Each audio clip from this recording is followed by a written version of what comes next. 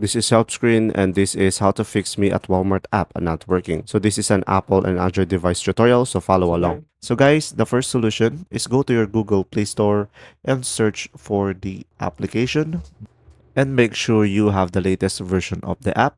When they have an update, you should be able to update it over here. And guys, if this doesn't work, we are going to go to the second solution. Just go to the settings and then after that, go to apps. And then on the apps, just find me at Walmart.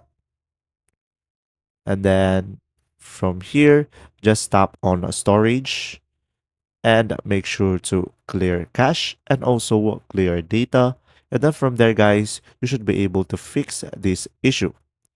If this solution doesn't work, the last option that you have is try reinstalling the application.